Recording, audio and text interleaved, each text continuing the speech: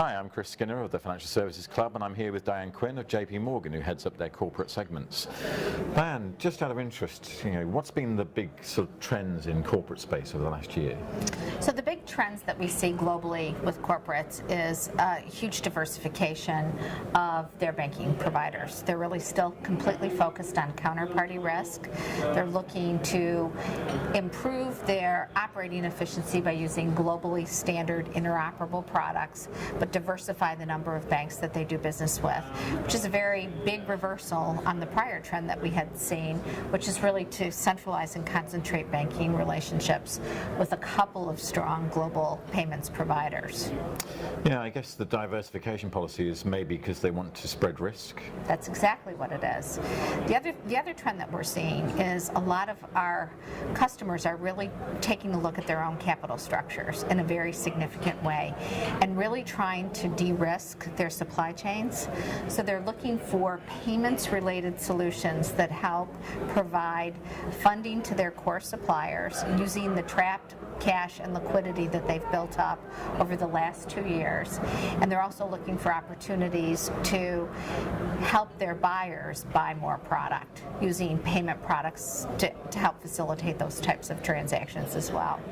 Yeah, I guess the question it raises in my own mind, though, is isn't that increasing the cost of capital, the cost of finance for the corporate community when they do spread their relationships and coverage? Actually, it's just the opposite. Okay. Because what a lot of corporations are finding is they can either get bank financing to support their suppliers, or they can use their own financing to support their suppliers. They increase their returns on investment because rather than investing in low-yielding markets right now, they're putting it back into their suppliers so that their suppliers can make the product reliably and deliver it to the market. They're also trying to shift the capital costs, take on more of the burden for suppliers so that they see an impact in their cost of goods sold. So the suppliers are not bearing the heavy cost of financing, and they are getting more efficient financing either from the customer's bank or from the customer itself. Yeah, one of the big trends that did come up before the crisis hit was the move towards open account. What's the position there now? Because it went back towards letters of credit after the crisis because of a lack of trust in global cross-border trade. What's the current supply chain and Right. structure that you see happening there? We see a little bit of both. We see that some people have gone back to letters of credit as a way to secure the transaction, but we really see a big movement to open account with bank-supported finance to help suppliers get the money that they need to create the products effectively and reliably for their customers. So looking out for the rest of this year, what do you think is going to be the big things that you'll be waving the banner for JP Morgan over? So working capital tends to continue to be one of the biggest subjects that our clients are grappling with. And I deal with a lot of clients in the technology space. So obviously one of the things that is most important to them is getting small value payments to either corporate customers or consumers in a way that reaches people in the emerging market where lots of their stuff is being developed. So working capital, payments, small value payment initiation, also globalization and standardization of payment files and formats.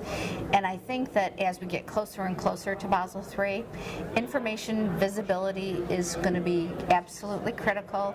People need to have the ability to forecast their cash requirements, and they need to have that information real time because interday position monitoring within some corporate segments is going to be really critical going forward.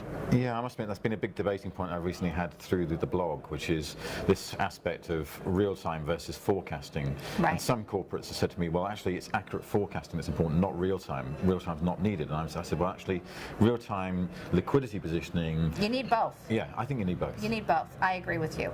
So we're trying to make sure that with all of our systems redevelopment, we are giving our clients huge value in terms of immediate same-time reporting, real-time reporting.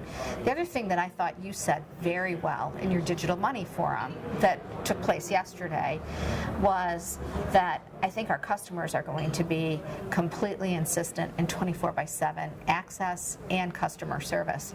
We see that now at JP Morgan, and they want one throat to choke, a person at the end of the phone who can answer and solve the problem immediately. So that challenges us in our back office to make sure that we have the same information available to our client service officers that we have available to the customer, so they can create that immediate impact, solve the problem, customer service approach. We're also seeing a lot of clients, as they put in big straight-through processing systems, look at Swift E&I as a way to help them manage the exceptions more aggressively and in a more automated fashion. So we see a big shift to those kinds of tools as well. Excellent. Dianne Quinn, thank you very much. Good You're to see you. welcome. Nice to see you. You Thank too. you.